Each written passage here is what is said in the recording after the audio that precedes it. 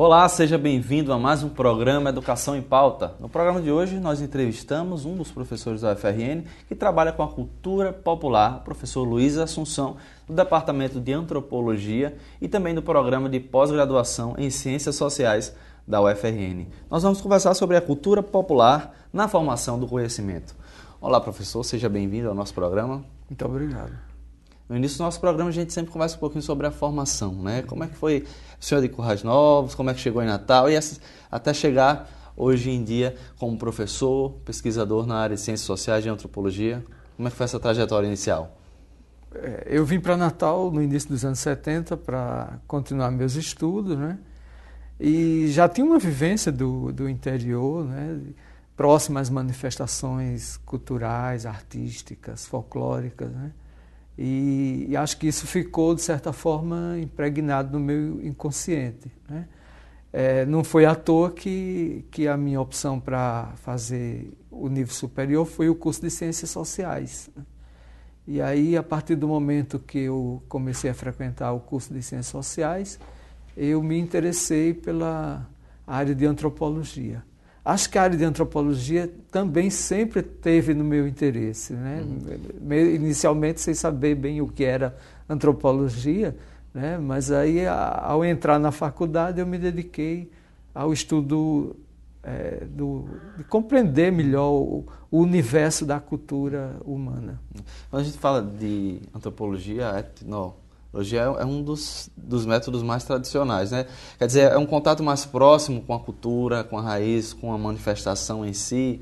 O antropólogo está mais próximo do fato ou não? O cientista social também pode dizer que ele está ali no dia a dia mais próximo do seu objeto de estudo. A antropologia é uma ciência social, né? Ela é uma ciência voltada para compreender, para estudar, compreender, analisar o mundo da sociedade a partir de um viés ou de um aspecto que é o da cultura, né? Quer dizer, parte do princípio de que as sociedades humanas constroem uma forma de vida, né? Uma forma de exercer a sua existência social.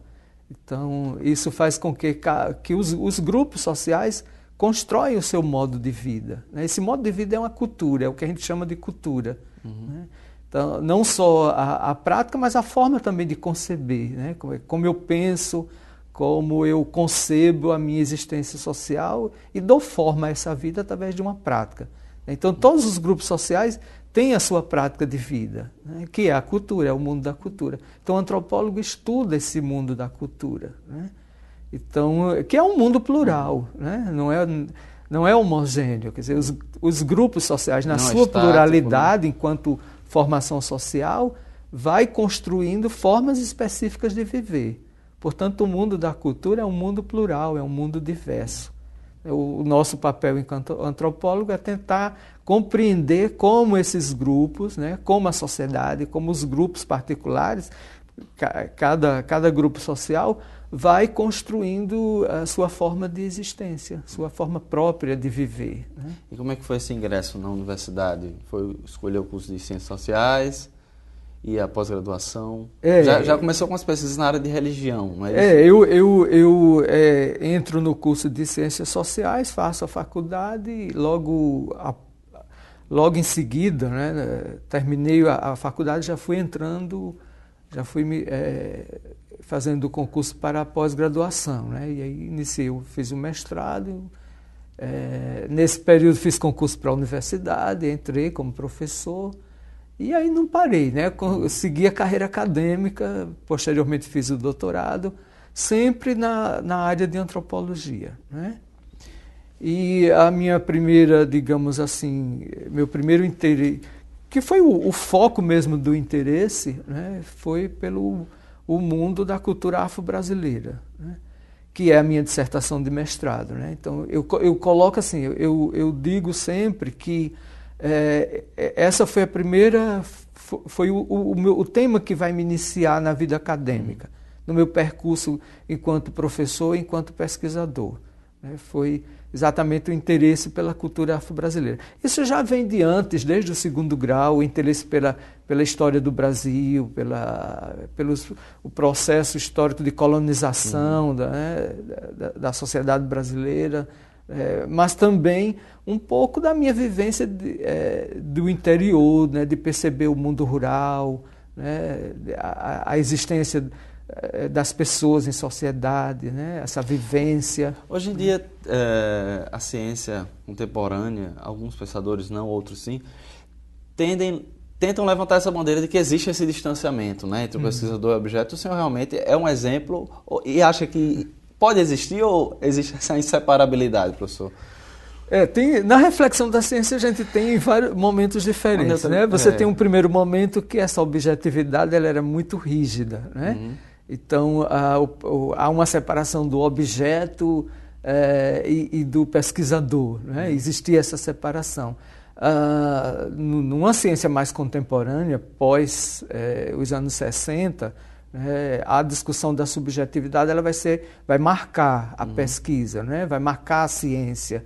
Novos paradigmas são pensados, são construídos. E nessas novas visões está exatamente essa quebra da objetividade, né? Então, hoje não é possível mais fazer pesquisa em ciência, e em ciências humanas particularmente, que a gente trabalha com o homem em sociedade, não é possível mais pensar de uma forma separada. Quer dizer, tem que isolá-lo e... Não, de maneira nenhuma. Ele não pode ser um objeto, uma redoma. Não é só aquela ciência laboratorial, né? Não, tem que...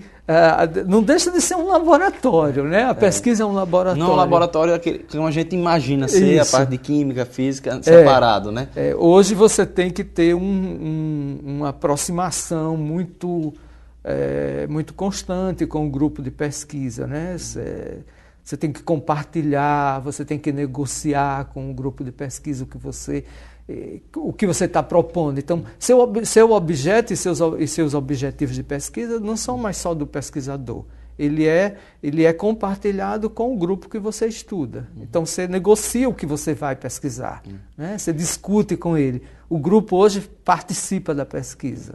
Em relação a esse tipo de pesquisa mais subjetiva e complexa, quando a gente fala do Claude Lévi-Strauss, ele veio, inclusive, estudou tribos brasileiras, esteve aqui, citou, quando ele era vivo, obviamente, a questão da saudade do Brasil, do tempo que esteve aqui. Ele pode ser um exemplo dos principais antropólogos que nós temos na contemporaneidade, professor? Sim, ele é uma das grandes referências da antropologia, né? Não só ele, mas nós temos hoje uma história de pouco mais de 100 anos de ciência, né, de antropologia. A antropologia é uma ciência nova.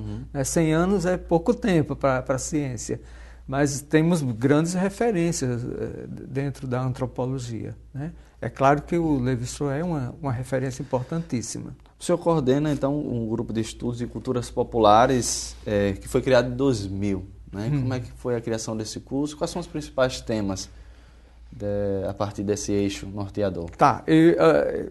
Antes de falar um pouco da criação do grupo, eu gostaria só de colocar que, antes da existência do grupo, eu já vinha me dedicando ao tema da cultura afro-brasileira, como eu coloquei, né? Então, assim, a partir do mestrado, em que eu faço a pesquisa com a comunidade negra rural na zona rural, que existe na zona rural de Currais Novos, chamado de Negros do Riacho. Então, os Negros do Riacho foi meu primeiro contato com pesquisa de uma forma profissional, né? Porque tanto a nível da pós-graduação, porque era uma dissertação de mestrado, mas também porque eu já estava na universidade como professor, né? Então, a partir daí, eu comecei a trabalhar com esse universo afro-brasileiro. Refletir, não só pesquisar, mas refletir, pensar, acompanhar as questões, né? É importante também dizer que nesse período era um momento em que esse é um tema praticamente inexistente enquanto pesquisa, né? Então, eu inicio essa reflexão do mundo da cultura afro-brasileira aqui no Estado, né? Com essa pesquisa dos Negros do Riacho, né?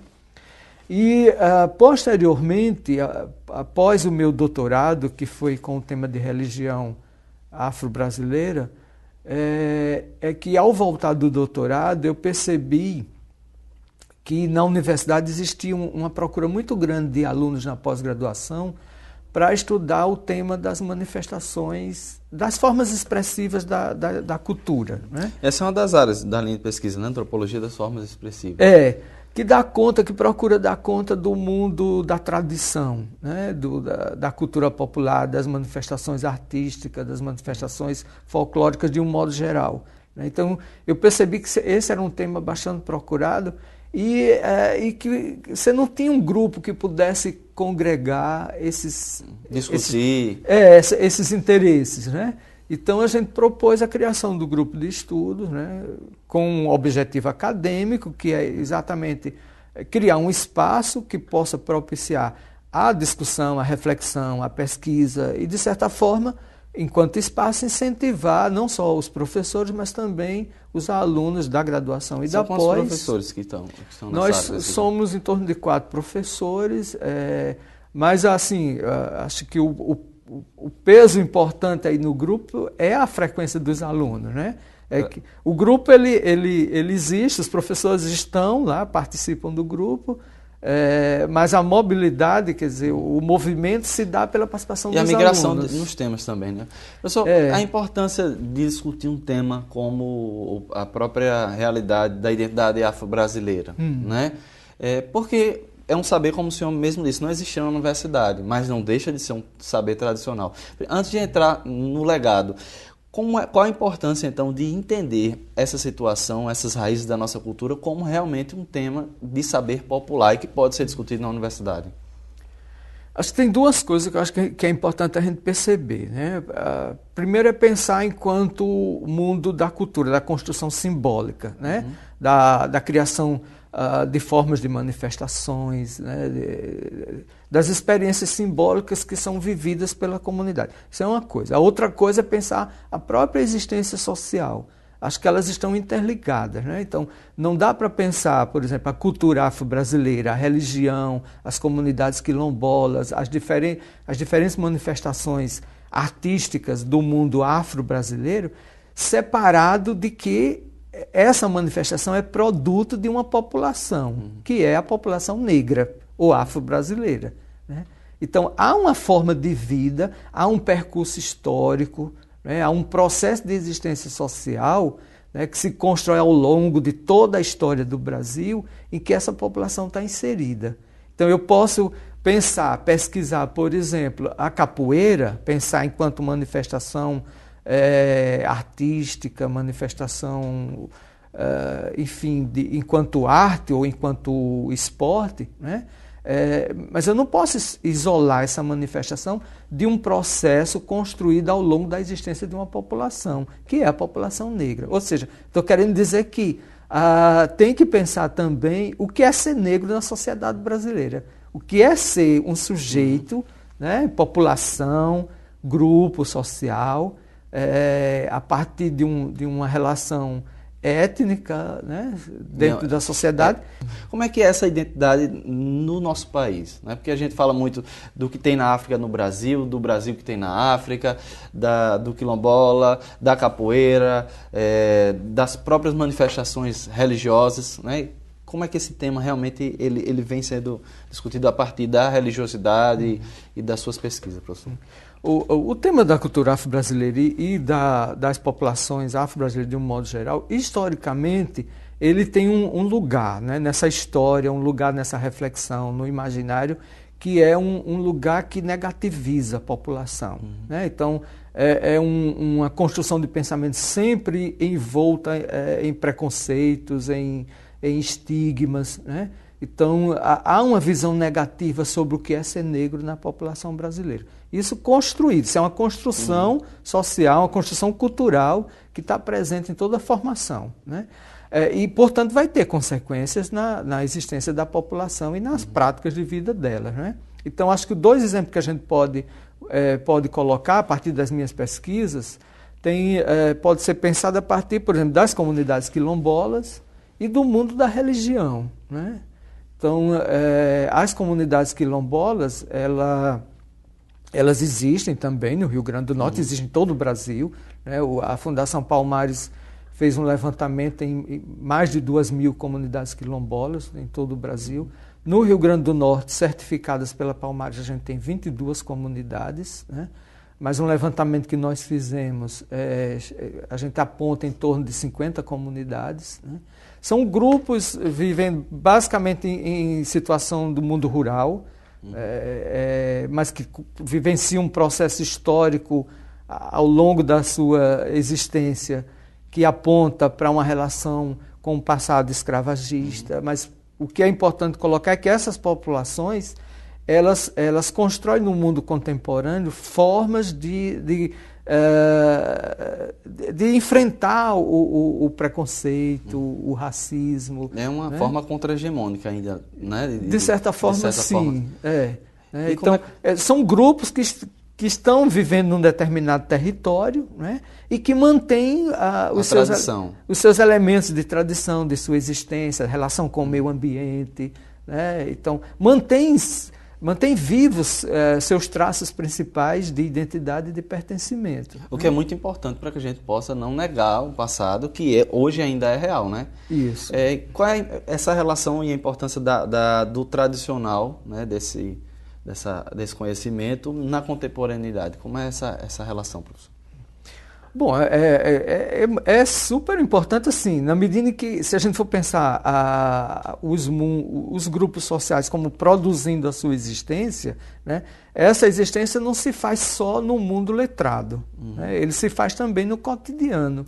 Né? Há um conhecimento que é construído na existência de cada um de nós, fora da escola. Exatamente. Né? Que é da família, tão importante quanto o saber acadêmico, não é isso? Claro, é tão importante, porque isso vai formando também a construção do seu pensamento, né? Da sua visão de mundo, da sua visão de existência social. Então, esse conhecimento está na sua casa, na rua, no seu bairro, né? No seu cotidiano. Não só no campo, não é isso? Também pode ser esse conhecimento tradicional, essa forma de elaboração da cognição, ela pode acontecer também, por exemplo, com um cidadão comum de uma cidade? Em qualquer lugar, né? Em qualquer espaço em que você esteja. Então, esses elementos eles são importantes, por exemplo, no processo educativo. Hoje, no processo educativo, tem que considerar as experiências trazidas pela criança. Né? Portanto, esse aluno é portador de cultura, né? Ele é portador de uma existência social.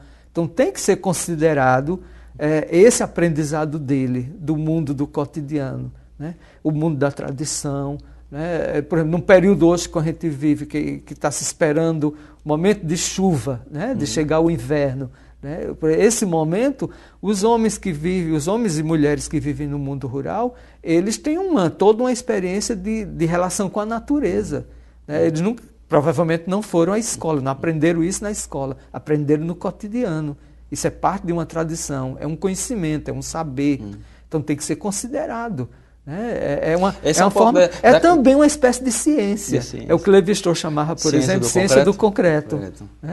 Ciência da tradição, é um saber da tradição. Uma ciência primeira, né? A primeira ciência. Ele pode fazer ver o clima ou pensar sobre a estação a partir da própria natureza, sentindo o solo, não é isso? A partir da experiência dele, ele vai refletindo. É o que a ciência faz também. Né? A ciência formal, acadêmica. Né? O que esses portadores, essas pessoas que detêm um conhecimento da tradição, o que eles estão fazendo é construindo também um procedimento, pensando a partir de um procedimento. Que é tão elaborado quanto científico também, né? Exatamente. Mas que por hora é marginalizado. Isso é fato, não é, professor? Sim. Ao longo da nossa construção de ciência, há uma relação muito forte que vai separar entre o conhecimento letrado e o não letrado, né? Então, isso... E o senhor fez uma pesquisa com a cartografia dos terreiros em Natal, né? Como é que foi esse projeto? Teve também um resultado, né, professor? Como é que foi como é que surgiu essa ideia de fazer esse tipo de pesquisa? A partir de 88 eu começo, portanto, até aí em 88 eu tinha um conhecimento já das comunidades quilombolas no Rio Grande do Norte, né? E continuei, me deu o interesse de continuar a ampliar esse universo afro-brasileiro, pensar um pouco mais esse universo no Estado. E aí começo a pesquisar os chamados terreiros, né, de religião afro-brasileira, né, que vivenciam o mesmo processo de toda a população, de tudo que tem relação com a cultura afro-brasileira. É marginalizado, tem envolto em situações de preconceito, de racismo, né? Então, negativizado, né? Então tem ainda que sejam parte das nossas raízes da cultura brasileira, né? E esse daqui foi um resultado do trabalho? Como então, é que foi aí a gente começa a fazer um levantamento em Natal dos terreiros, né? Então, uma espécie de cartografia, né? E esse CD foi um projeto que foi feito junto com a FUNCART, a Fundação Cultural, né, de Natal, e em que a gente documenta os pontos cantados em cerimônias religiosas, né? Bom, mas além desse produto, né, uma coisa que, assim, que foi muito marcante para mim foi pensar como esse universo da cultura afro-brasileira não chegava nas escolas, né? Então, por exemplo, em 2000 a gente elabora um projeto chamado de Cultura Afro-Brasileira nas Escolas, que durante 2 anos a gente vai para algumas escolas da rede pública de Natal, né? Da rede pública estadual e municipal. E a proposta do projeto era exatamente levar a discussão de cultura afro-brasileira, de um tema geral, desde racismo, a comunidades quilombolas, a religião, danças folclóricas, levar tudo que tivesse relação com as manifestações, com o mundo da cultura afro-brasileira, levar para a escola, né? Para mostrar um pouco assim, chegar para os professores e para os alunos e chamar a atenção de que esse universo cultural existe, né? Ele está posto enquanto processo histórico da sociedade brasileira, ele existe, no entanto, ele é desconhecido no sentido da reflexão, né? Então, em 2000, quando a gente levou esse projeto para as escolas, era exatamente para mostrar como esse universo era desconhecido do ponto de vista enquanto reflexão, né, de pensar questões relacionadas ao universo da cultura afro-brasileira, que tinha a ver com a discussão sobre racismo, sobre preconceito, né, do mundo da religião, que é um mundo completamente desrespeitado, né, inclusive no universo escolar, né? A criança que pertence a uma vertente religiosa afro-brasileira, ela não se identifica na escola, porque a escola não dá condições dela construir um pertencimento religioso. É isso que eu ia perguntar. Você não acha que os professores de História e Geografia terminam já tentando só, mesmo que inconscientemente, solidificando essa diferença, quando apresentou a história, os negros eles vieram escravizados, os negros eles eram usados, as escravas eram usadas, né? Então termina já distanciando uma cultura que é próxima e que é igual. Não é isso, professor? Acho que uma coisa assim é pensar o processo histórico, que é o que a gente estuda em História do Brasil, que está posto na história. A gente tem que conhecer e tem que refletir sobre a história, né? A outra coisa é refletir sobre o mundo contemporâneo. Como é que essas populações vivem, né? Quais as condições de existência, as condições reais de existência delas, né? Então, essa reflexão contemporânea ela é fundamental. Ela é importante para a gente pensar. A escola tem um papel fundamental nesse processo. Inclusive, né? Tem uma lei de 2003, 10.649, né, que fala sobre ensino afro-brasileiro nas escolas. A lei 10.639 ela é importantíssima na escola, né? Ela é um pouco fruto dos movimentos sociais, principalmente do movimento negro, né, que ao longo de algumas décadas, né, perceberam a importância de que esse tema tem que ser reforçado na escola, né? Então, o tema, de certa forma, ele é transversal dentro da escola. Não existe uma disciplina, mas existe uma lei que tem um caráter obrigatório para que a escola desenvolva trabalhos, desenvolva produzir conhecimento, reflexão sobre o tema cultura afro-brasileira, né? Então, ou seja, é pensar esse tema na existência contemporânea, não é pensar na história, mas não é pensar a construção histórica, pensar hoje. É pensar, né? Por exemplo, o que é a religião afro-brasileira? Ela não pode ser desconhecida, a escola tem que trabalhar, né? Quer dizer, nós somos uma sociedade plural, nós somos uma sociedade diversa. A sociedade ela tem uma dificuldade muito grande de conviver com o diferente, né? É como se fosse uma sociedade... do estranho, né? Do estranho, do diferente, do outro, né? Aquele que não é igual a mim, né? Então, a escola, enquanto processo, enquanto espaço de processo de construção de um conhecimento, Ele deve ser o principal lugar para que você possa iniciar a discussão desses temas. Já nas crianças lá no início, no fundamental, né, no ensino fundamental, ela tem que começar a pensar que existe um mundo plural. Ele vive num mundo diversificado. Não está dentro só da sua caixinha, né? Não, de jeito nenhum. ou do seu conhecimento específico. Professor, a gente tem alguns livros aqui, o programa daqui a pouco está terminando, mas dá tempo ainda a gente discutir esses temas. Os Negros do Riacho, Estratégias de Sobrevivência e Identidade Social, como é que foi a pesquisa desse livro aqui? Foi a minha dissertação de mestrado, né, com a comunidade quilombola de Currais Novos, os Negros do Riacho, né? Que a gente já citou também na entrevista, né? Que a gente já citou. Tem um outro aí que é o Jatobá, né? Jatobá é também um estudo de comunidade quilombola. Esse aqui é mais recente? Esse é de 2006, que foi um laudo que a gente fez para o INCRA, em que a gente estuda o território da comunidade de Jatobá, né? Que é parte de um processo jurídico de titulação feito pelo INCRA para o território de Jatobá, né? Essa pesquisa aqui específica foi feita pelo grupo, pelo senhor? Não, esse aí, como ele é um laudo de reconhecimento de território, foi um trabalho feito por mim, né? É uma responsabilidade minha.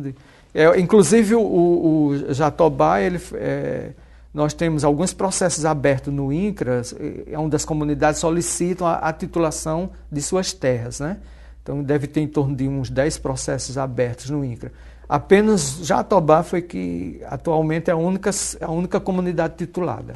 Então eles têm direito da terra deles. Legalmente a terra do Jatobá hoje está legalizada. Contribui de certa forma com essa história, né? Foi muito interessante. Nós ficamos durante 2 anos lá trabalhando, fazendo esse estudo de Jatobá. Professor, o nosso programa terminou, mas a gente tem aqui mais 2 livros para citar. Um Barco, Experiências Etnográficas e Diálogos com as Culturas Populares. Né? Esse é um trabalho que a gente comemora 10 anos de orientação na pós-graduação, com os alunos trabalhando com o tema das culturas populares. E o Reino dos Mestres, a tradição de Jurema na Umbanda nordestina. Não é? Essa é a minha tese, né? É um trabalho de pesquisa que eu faço, que eu já vinha trabalhando com Natal, mas aí para o doutorado eu vou fazer uma pesquisa no interior do Nordeste, né? Da Paraíba ao Piauí, estudando a prática do ritual da Jurema nos terreiros do Rio Grande do Nordeste. Infelizmente o nosso programa terminou, mas eu agradeço ao senhor por discutir um tema tão importante e significativo. Eu espero também que os telespectadores tenham gostado e podem acompanhar também no YouTube todos os nossos programas. Muito obrigado pela sua participação, professor. Eu é que agradeço. E você de casa, muito obrigado mais uma vez pela audiência no programa Educação em Pauta. Eu te vejo na próxima semana no nosso programa, que é sempre todo sábado às 10 horas da manhã, com reapresentação também aos domingos na TV Câmara. Você pode acompanhar o nosso Twitter também, @Educação em Pauta, sem o cedilha e o acento, e também trazer sugestões de pautas, assuntos e entrevistados. Eu te vejo na próxima semana. Até lá. Tchau.